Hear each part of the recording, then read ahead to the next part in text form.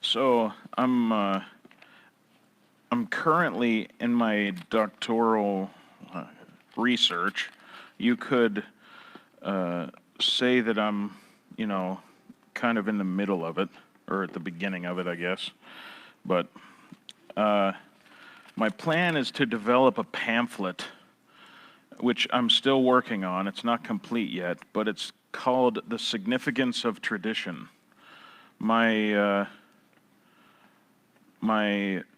dissertation project is going to be titled the let me think. It's a mouthful.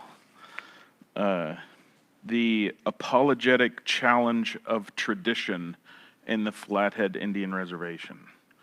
So I just want to look at, like, in a general way, how we look at tradition, right? So the beginning of this pamphlet, if you open it up, it says, and like when I finish these, they'll be provided for everybody, but the main question is, what is the significance of specific traditions? Like, how do we find meaning in the things that we do? What is it that makes our traditions meaningful? What is it that helps us see that the things that we do actually hold significance? Even in our own families, we find specific cultures and customs. Everyone who has been married knows this, right? Like, you go and you find your spouse's parents and their culture is different than how you grew up in several ways, right?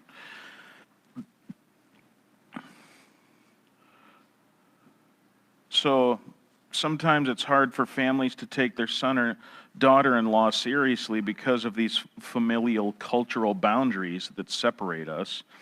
And like bighorns, they can butt heads, right? That's why there's so many mother-in-law jokes, I think, just because, or in-law jokes in general, just because, I don't know, parents want the best for their kids and often they don't see it or whatever, who knows. But what are some cultural habits that you do even without thinking about it? Like, perhaps you take off your shoes before entering a friend's house. Perhaps you feel the need to bring a gift every time you visit someone. Perhaps you find a lot of comfort in attending events like church or powwows or, how about Christmas or New Year's traditions, rituals and cultures? How about Super Bowl? And the reason I want to ask this question about traditions and rituals and cultures, etc., is because I want to know if there's something that transcends tradition. That's what I'm really getting down to.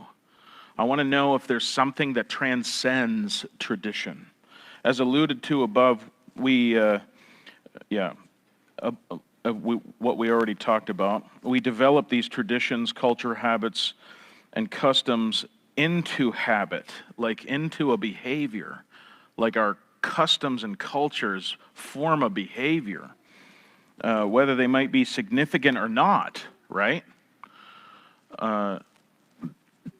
So why does it matter?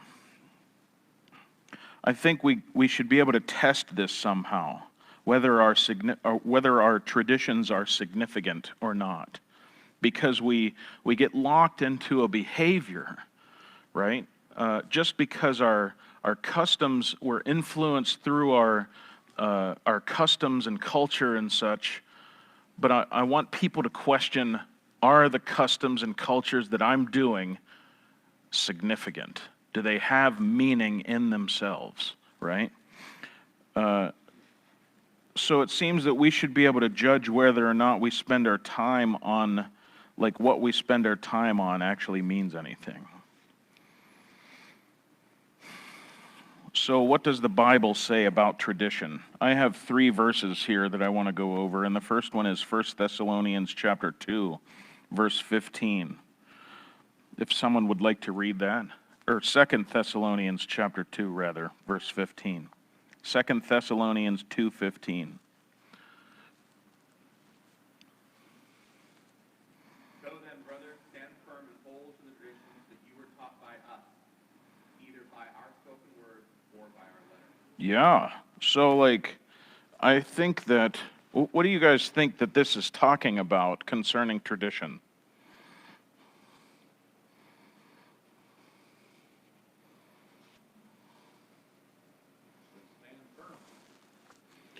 Yeah.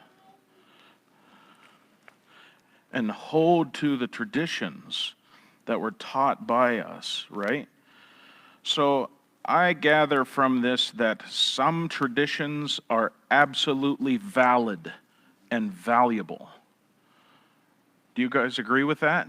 Do you agree that this is what the text is at least partially saying?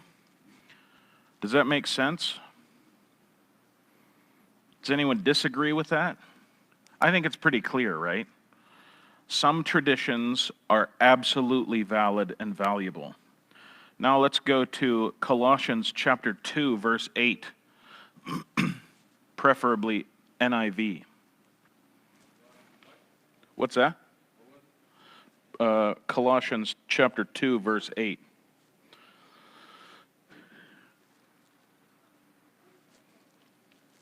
See to it that no one takes you captive through hollow and deceptive philosophy which depends on human tradition and basic principles of this word rather than of Christ. Yeah. Of this world, yeah. So here, I think we can gather the idea that some traditions are absolutely invalid, and some are, you could even say that they're damaging, right? So, with these two in mind, see to it that no one takes you captive through hollow and deceptive philosophy, which depends on human tradition. Do you see the comparison there? Human tradition versus that which is on Christ. Things that depend on human tradition rather than things that depend on Christ. So some traditions are absolutely invalid and even damaging.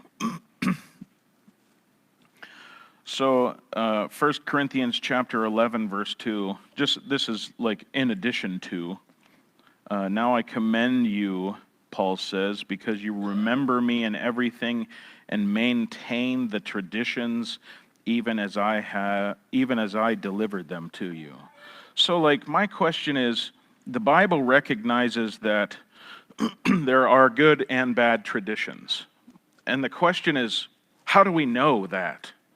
Right? How do we know the good and bad traditions? I think that Colossians 2:8 gives us the answer, in comparison, right? See to it that no one takes you captive through hollow and deceptive philosophy, which depend on human tradition. So, is there tradition that is not human? So to speak, like spiritual, right?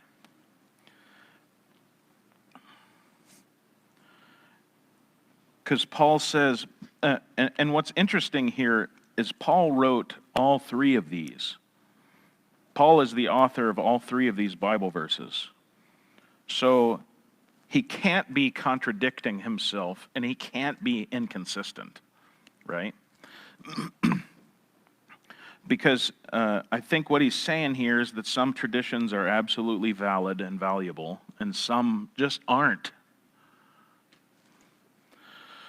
So I have a question. Do I make traditions have meaning? Is it I that make traditions have meaning? Does that make sense? Do I make traditions have meaning? And if that's the case, then I think if I make a certain specific tradition have meaning, and someone else believes that this same tradition has no meaning, then which is true? That it has meaning or it doesn't have meaning?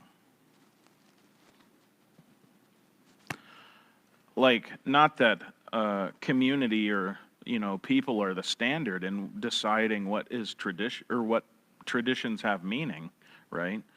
But I think at the same time, it kind of shows us that it's not people that make traditions have meaning, but it's instead the traditions themselves, their self. Depends on an individual's beliefs. Yeah. Like how? Like the meaning of Christmas, Yeah. unless you're not a Jew. Right? Yeah, yeah, yeah. The meaning of Hanukkah, Yeah. the meaning of Quran, and that it depends on an individual's belief, what they believe in. Yeah. People don't believe in Christmas. People don't believe in the 4th of July. We saw that this last year. Yeah. Other things. And how you carry it on, the tradition as it grows and shows, if you want to show how important that tradition is. Yeah. And that's up to you to explain it to like your children or people around like the Olympics. Yeah. They're trying to explain the tradition of the Olympics and how important it is to countries and so on and so forth. Some people don't want to hear it. Yeah. Yeah. And I wonder, like, think of Christmas, right? Like, some people, like, any Christian worth their salt understands what Christmas is about, right? But there's some people who commercialize Christmas, obviously. And the tradition that commercializes Christmas, does that have any value? Right, yeah. So then you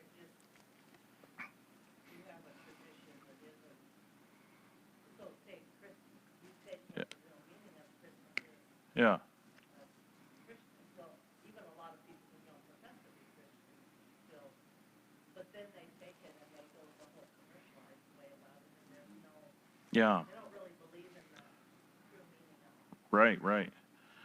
And like, ultimately, that's my argument, that a tradition has meaning and significance if it points to eternity somehow, right?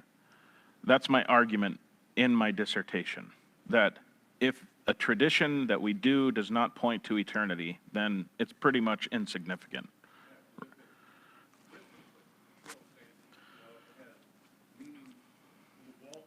Yeah. Right. Yeah, yeah.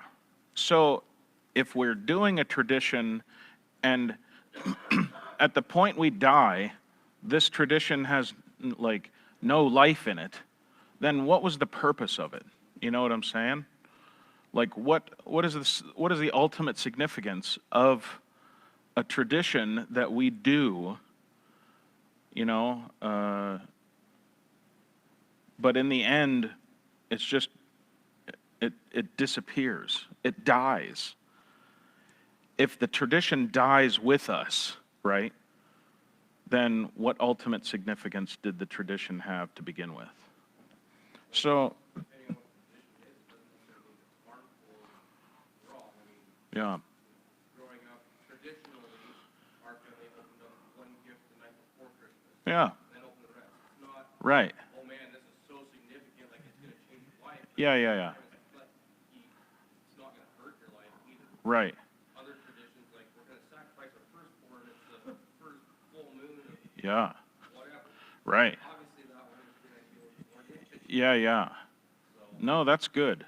And that's why I'm talking about like this broad range of what I'm using the word tradition as an umbrella word, like as an like overall encompassing word of customs and like habits and all that kind of stuff, cultural habits and customs, Like, I grew up with the same tradition, so to speak, of opening a present before, the night before Christmas or whatever. And like I said, does that have, like, that's another question. Does that have any meaning to it? Ultimately, ultimate significance. And like, my argument is, like I said, tradition has meaning if it points to eternity. It is ultimately significant if it points to eternity. In other words, like what the Bible verses that we just read, Paul says in 2 Thessalonians 2:15, so then, brothers, stand firm and hold to the traditions that you were taught by us, right? What is he talking about? What traditions did Paul teach? I can think of two. Communion and baptism, right? Do those things point to eternity? Without question, right?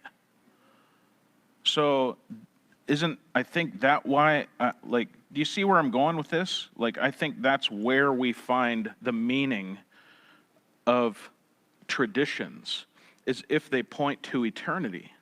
If they don't point to eternity, and like, I'm still hashing out this idea of sometimes traditions, they, like grandma's spaghetti recipe, so to speak, being passed down through the generations or whatever. Does that have ultimate significance? Some could argue that perhaps the connection between the mother and the daughter, for instance, could be an eternal significance, right? It could have eternal significance because it means something, as far as relationships are concerned, right? Because love is eternal. God is love. God is eternal. Therefore, love is eternal, right? So, like, on those things, I question, like, I don't know, I'm still trying to figure out the differentiation between those kind of things, and like how to divide them. But like I said, I think ultimately that we know what is tradition, or what traditions have meaning, because the traditions have meaning themselves. Not we assign meaning to them. Russell. What if there's an eternal tradition that somebody follows flippantly year after year after year without really taking heed of the eternal significance? Yeah, like Christmas. People who commercialize and celebrate Christmas, but they don't really understand the meaning behind it all. Is that what you're saying? That, but I mean, even as a Christian, even if I know the significance of it, Yeah, right? yeah. It's just kind of one of those things that, maybe I don't, and I don't have anything specific in mind. I'm just Yeah, probing here. yeah, yeah.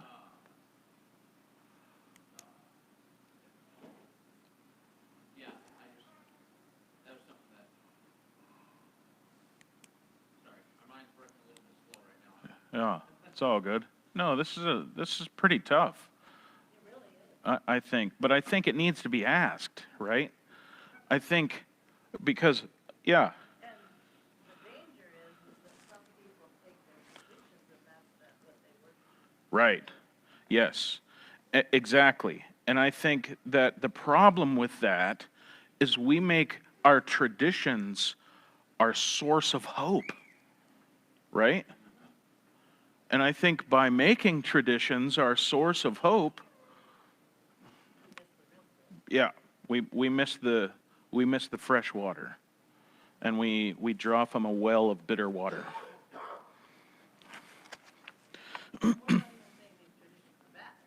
Yeah, right, for sure. Yeah, But if that's what you're actually yeah, Yeah, exactly. Right. And that's what it boils down to, I think, is where we get our hope. You know? Like, I talk about the three fundamental laws of logic in here just to explain that, like, the idea, like, it helps us to know what is true, right? So I just want to, by listing the three fundamental laws, I want to just kill the idea of postmodernism, the idea that anyone has their own truth, right? So I ask the question, do I make traditions have meaning? In other words, am I, the subject, inserting meaning into the object, right? Or does the object itself have meaning? And that's what I go to. The subject goes to the object, right? And I know this is like a lot to swallow, but in any case, the three fundamental laws of logic, the laws of identity first, is that whatever something is, that's what it is. Like, we use these laws so frequently we don't even think about them. The only thing that we, like, I would say the thing about all of this is that we know them, but we don't know the names of them, right? But everyone recognizes that they're true. And they live as if they are true. And I would even go further to say that it is impossible to live if they are false, to live that as if they are false. So, like, the first one is the law of identity.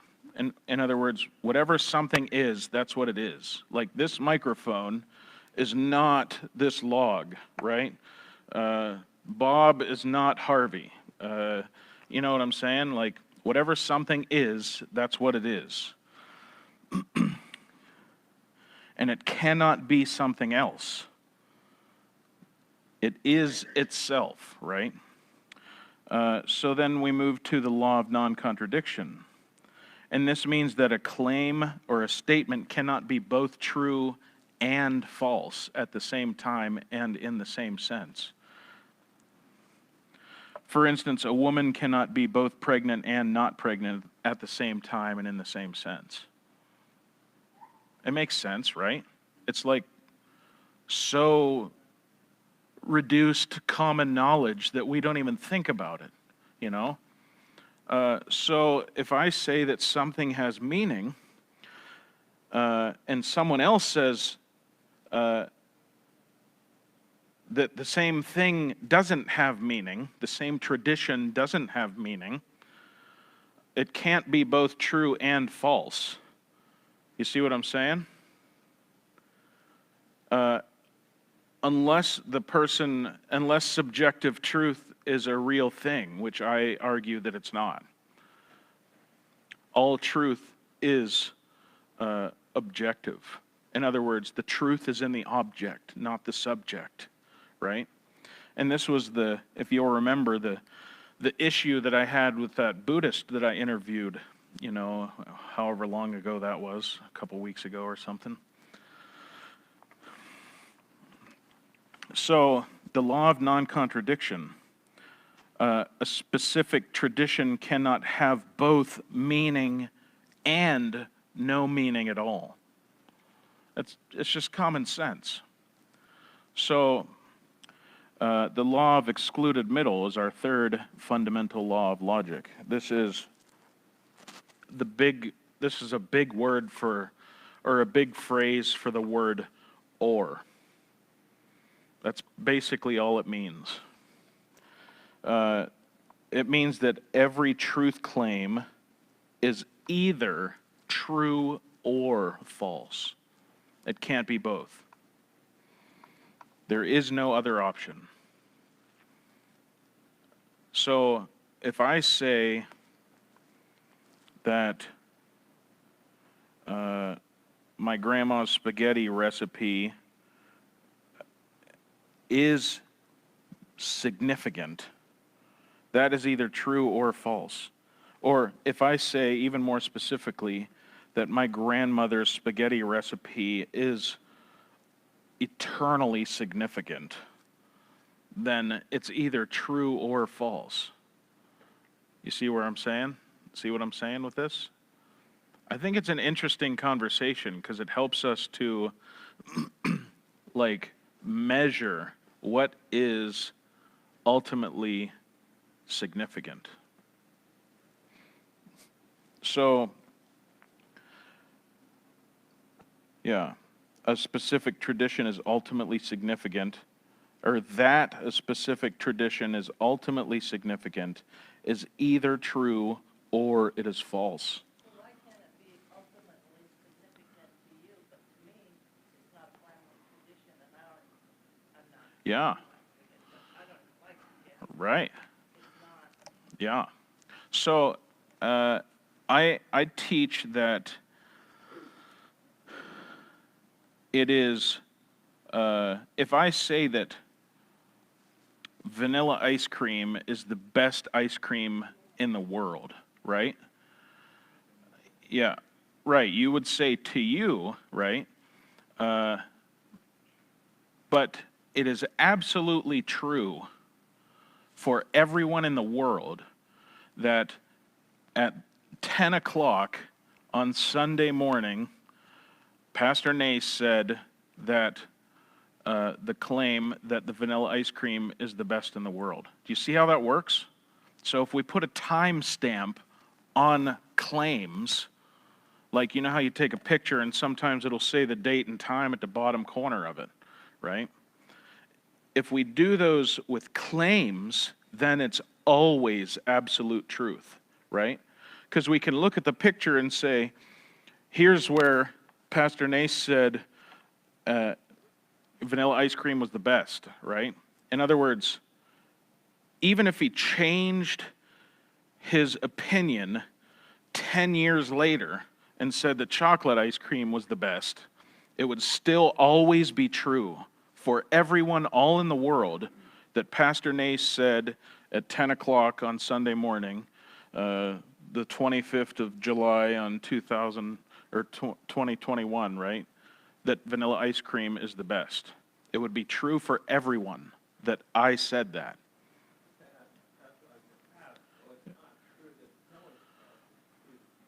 Correct. Yes. It's not true that vanilla is the best, right? But it's true that I made the claim. You see what I'm saying? And that's why only absolute truth exists, is because of the timestamp, right? Jim? She's saying is that spaghetti recipe, Yeah. that individually is true. It's in the subject. Say that again? For that individual who says Oh, yeah. it's true, because that's in the subject. Yeah. Now, the objective truth is not true. I mean, Yeah. for somebody down the line in that family, it might suck and it doesn't want to Right. Yeah. But the truth is in, that's what she's saying, the truth is in the subject, where that, you know, Yeah. this individual, yes, it's the best. Well, this individual here says, no, it's not. Right. So basically, you're saying that when you put a Yeah. time, Yeah. That makes it what?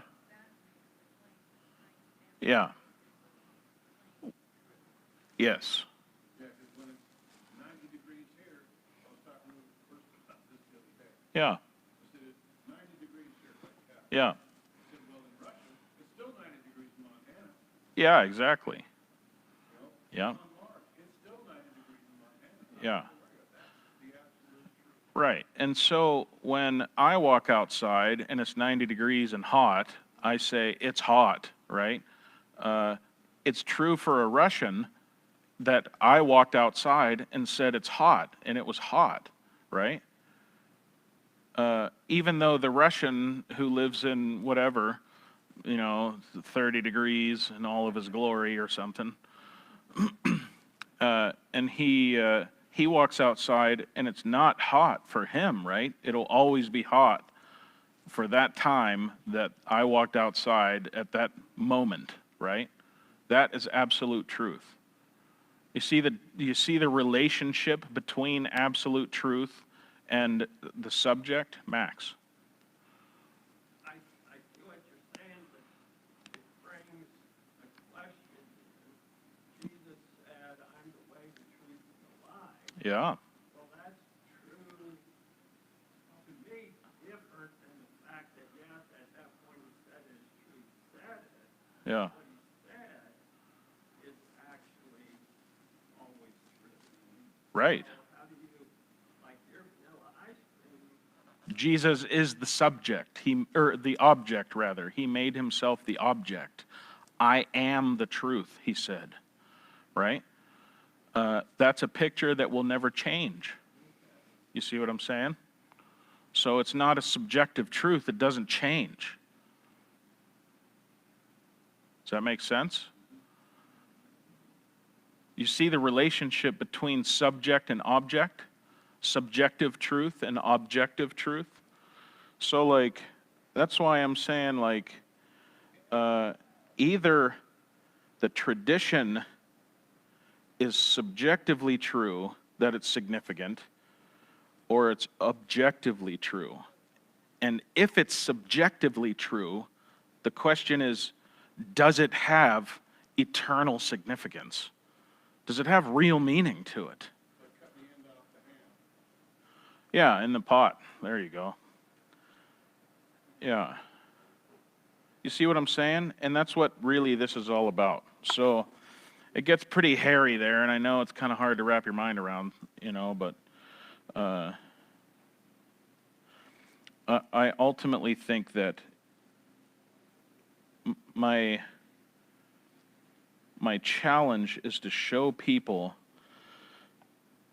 that we can't place our hope in our traditions, right? Which I think many people do. And so you're saying our hope, we can't place our hope in subjective. Yeah, in either subjective or objective. Yeah. Even though the fact that Christ said, I'm the way, the truth, and the life is subjective, and it's always true. I would say that's objective. Yeah, because it doesn't change. Yeah. Right, like I, the subject, can change my opinion on what flavor of ice cream is best, right? I used to like peanut butter, now I don't like peanut butter, Lynette?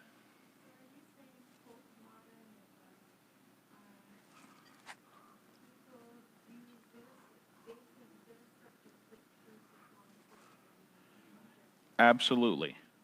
Yes. I would say that's what postmodernism is. When people look through the lenses of subjective truth. Yeah.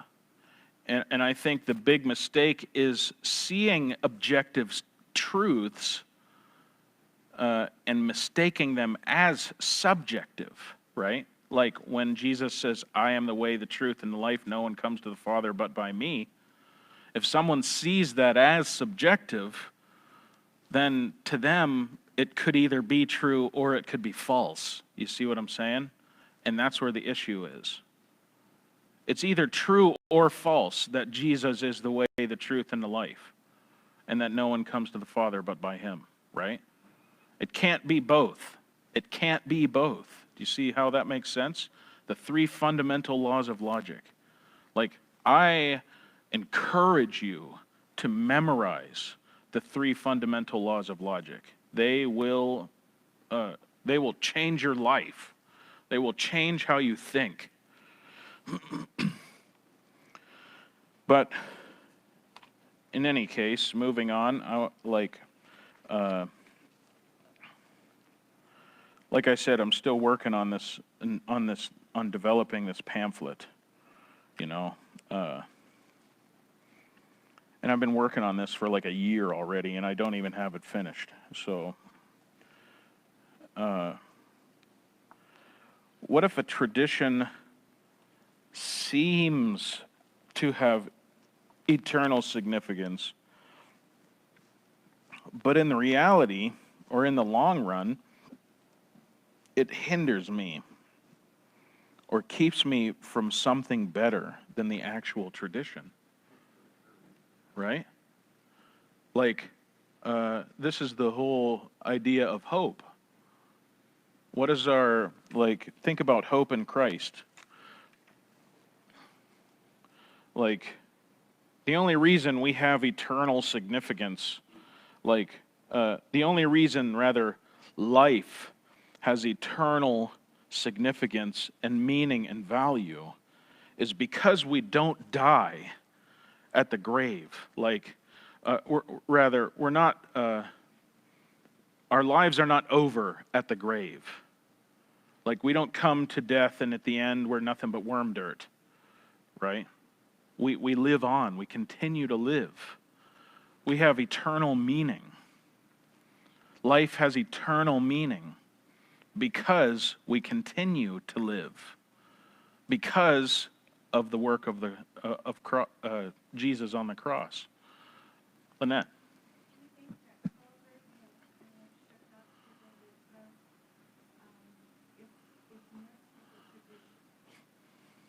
Hmm.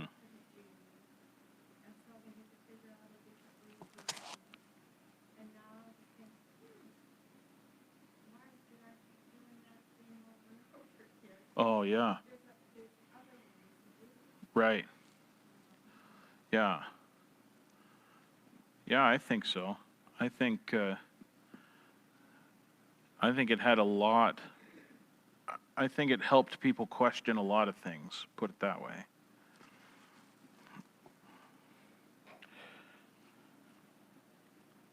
So, like,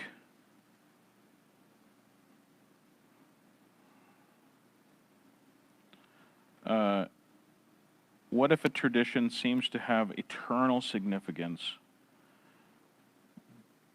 but in reality, it keeps me from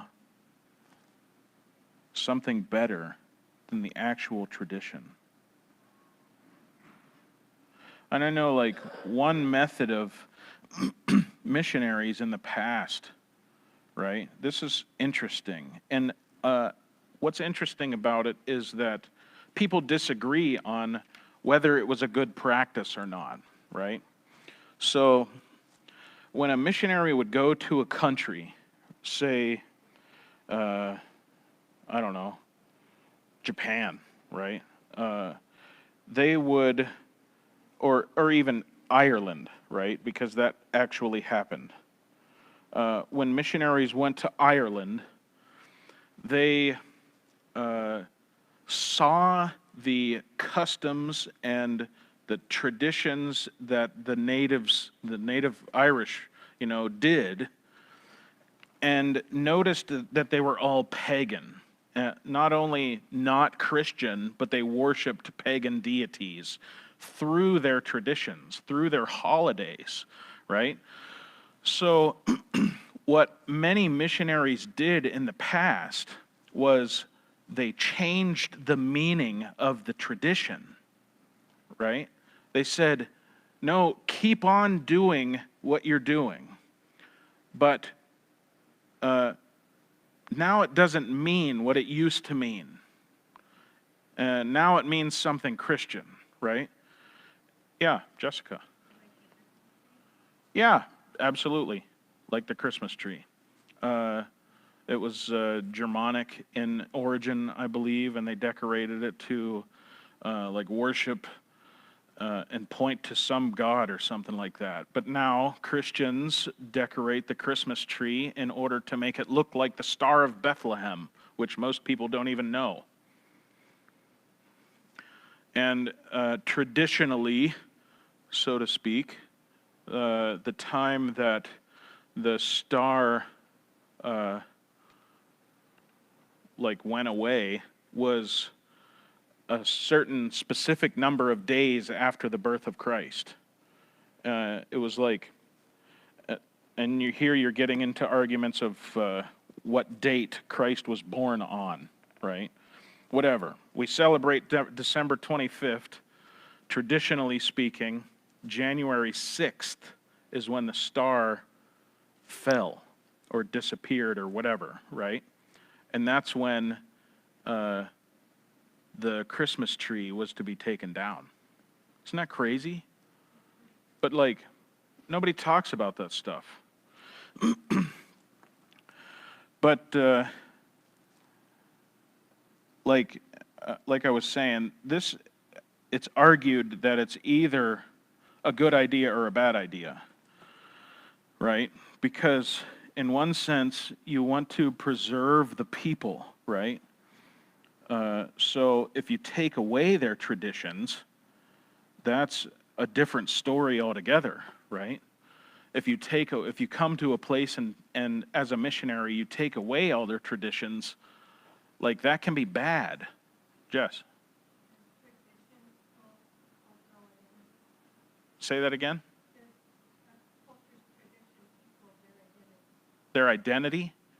Well, yeah, I would say that depends on what you identify as. Yeah. Right. Yeah.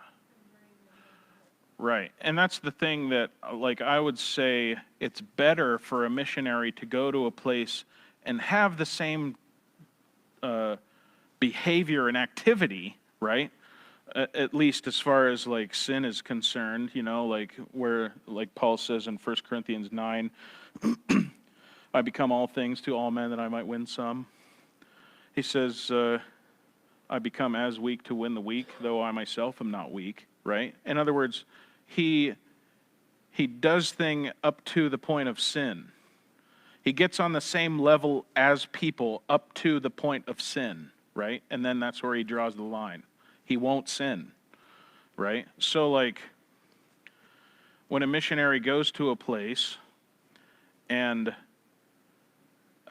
changes only the meaning, and if there's sin involved, like say they're, you know, they used to like copulate over the, you know, the deities or whatever, right? Like that's definitely not a good idea to do. So,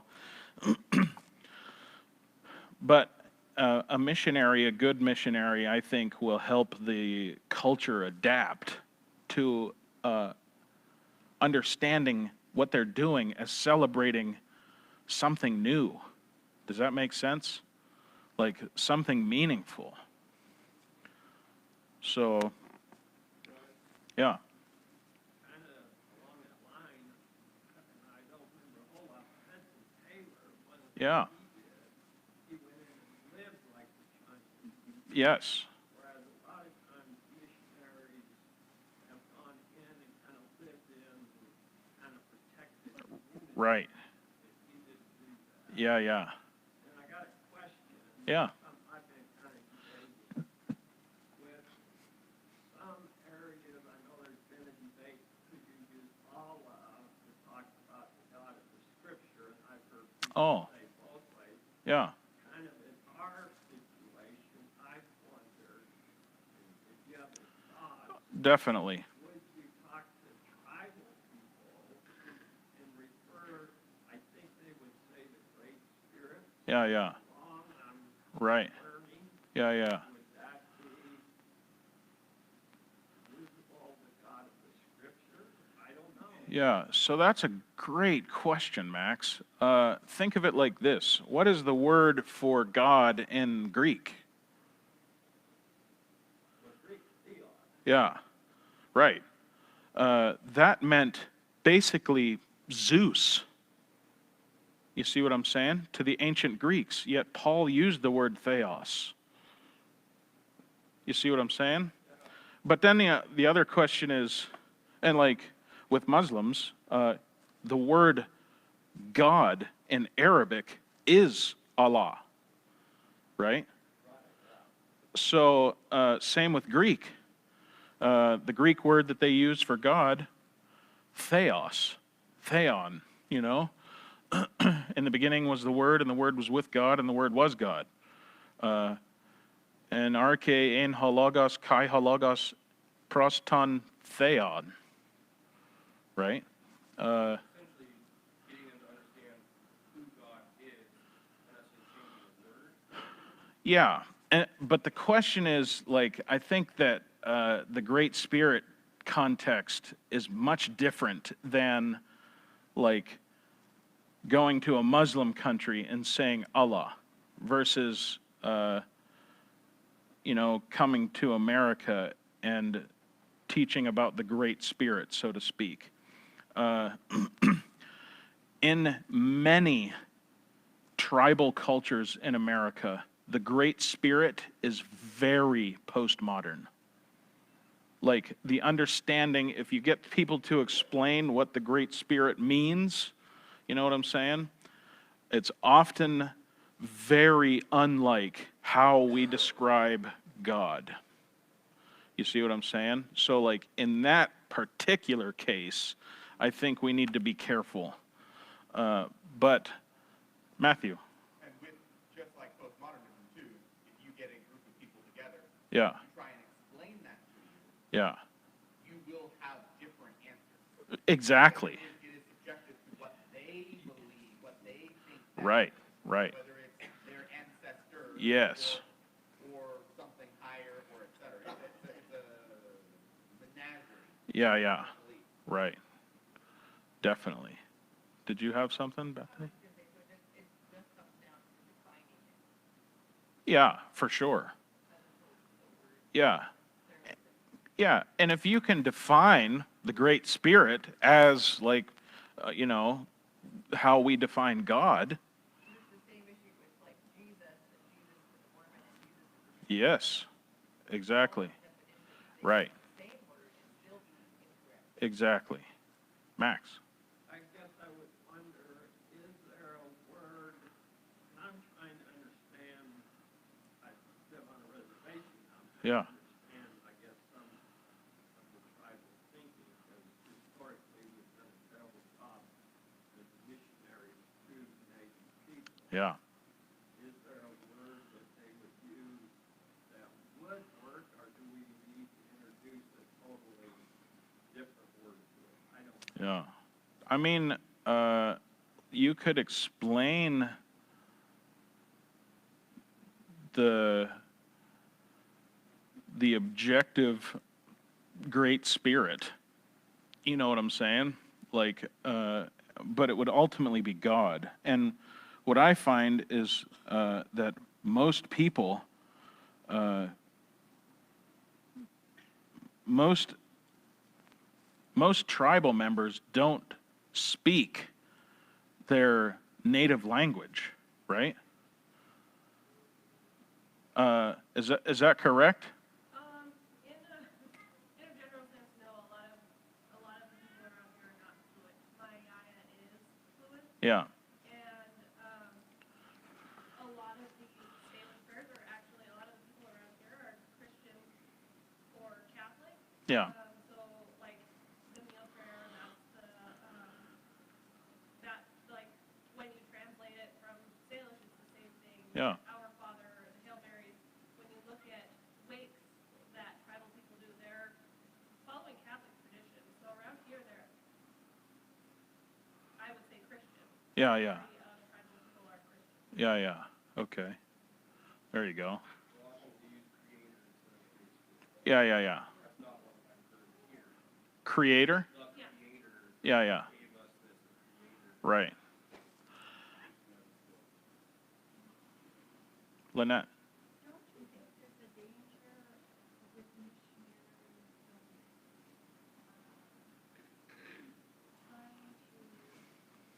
influence the Buddhist culture? Because when I was in school, we talked about syncretism, Yeah, and the Roman Catholics have done this a lot, especially in South America.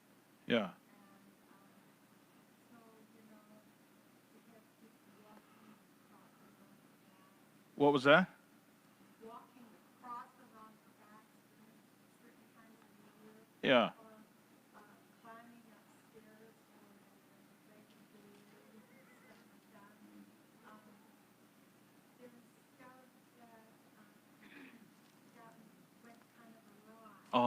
Yeah, yeah, yeah. And so, I think it's really hard, like I wanted to be a missionary.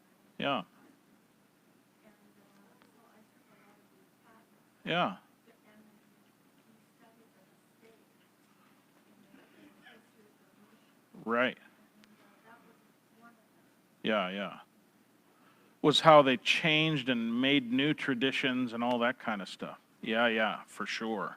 Yeah, I think a lot of those were big mistakes, but like, I don't know, not to blame the missionaries, they're probably trial and error, and you know what I mean? Like, how do you figure this stuff out, right? But yeah, I don't know. I think like, Well, especially, how do you figure those things out when you really don't know the depth of those traditions? yeah, right. It's kind of like in a marriage. Yeah, But you don't really understand that because your traditions are different. yeah, exactly. Yeah, So they were in a really tough. yeah.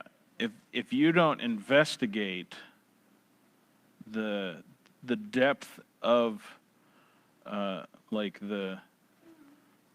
what would you call that? The subjective meaning, right? If you don't investigate the depth of the subjective meaning of the tradition, and then you change it, like, what do you expect? You know what I'm saying?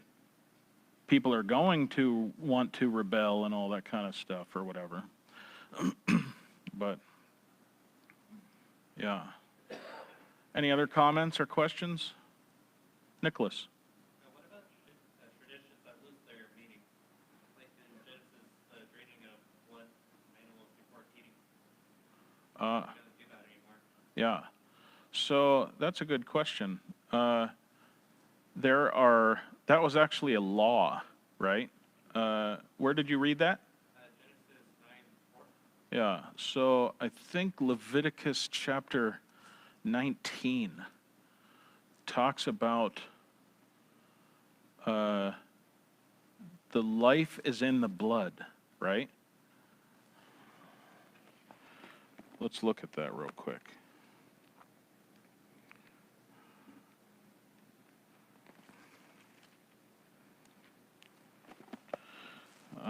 It should be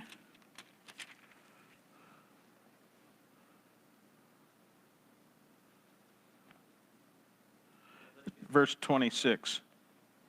Leviticus chapter 19, verse 26. You shall not eat any flesh with the blood in it.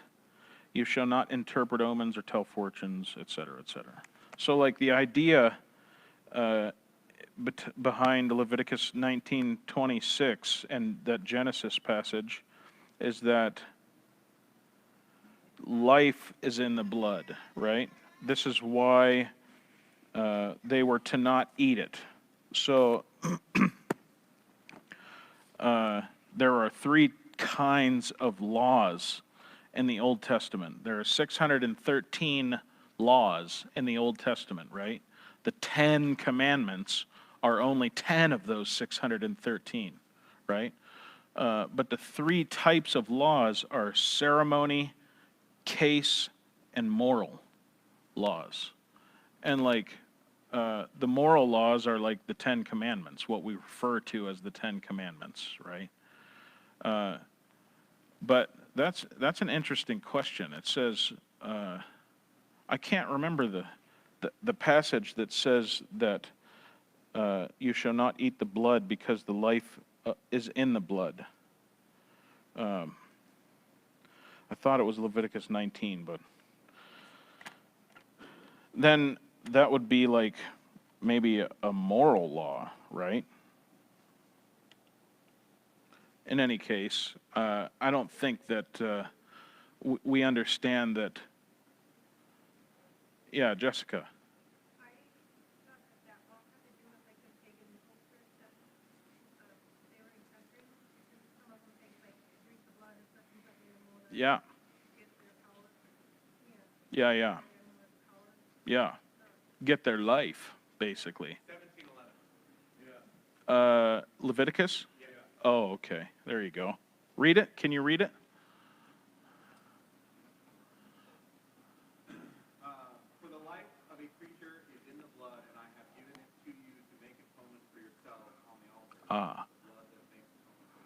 So then it's not a moral law, it is a ceremony law.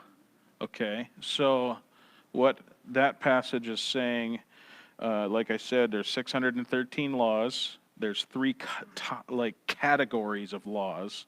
One of those categories is ceremony. The idea with ceremony laws, I mean, the idea with all of the laws is that God's people were to be different than everybody else, right? But this is the main purpose of ceremony laws. The law of not eating the blood. Why, when a culture, like when in the world where everyone ate the blood, the Jews didn't. You see what I'm saying? It really stood out to the people around them. You see what I mean? That's the ceremony law. Bethany. And I think like a lot of things and ceremonial things that were done in the Old Testament were already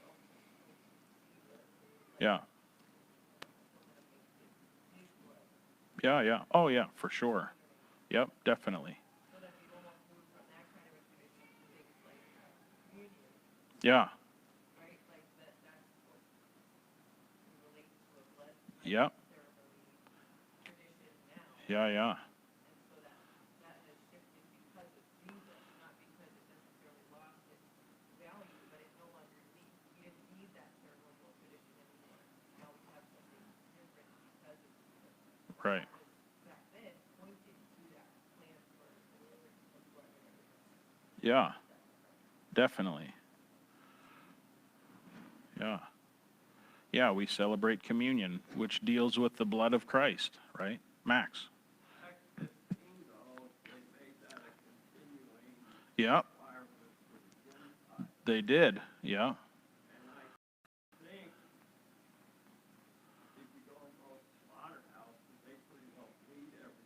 Yeah. Right. Yeah.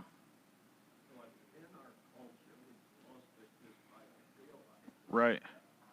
Yeah. We definitely don't stab the neck of a cow and drain the blood into a glass and, drink it up.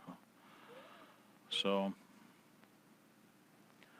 Jessica. I don't think this is gonna have any conservative something as a tradition. Yeah. How would we dealt with in more meaning to holidays that have lost their eternal meaning and become secularized and like drawing or shunted in to selfishness and it's all about me.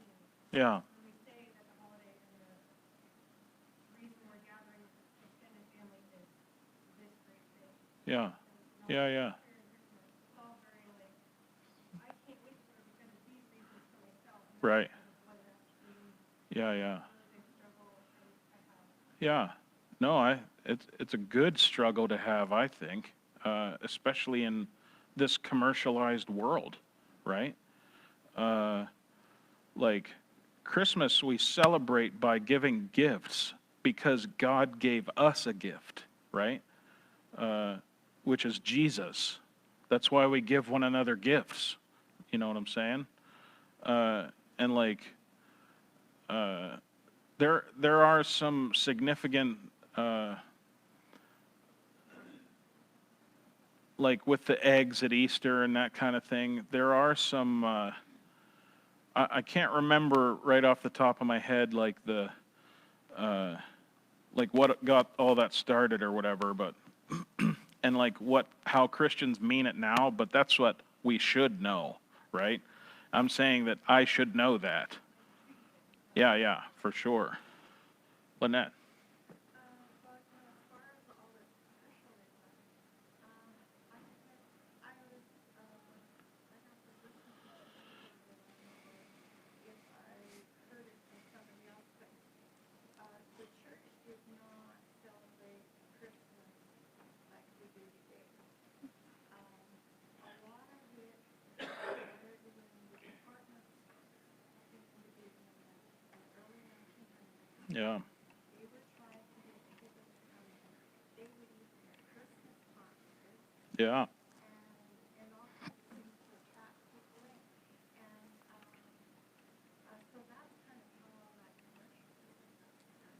Yeah.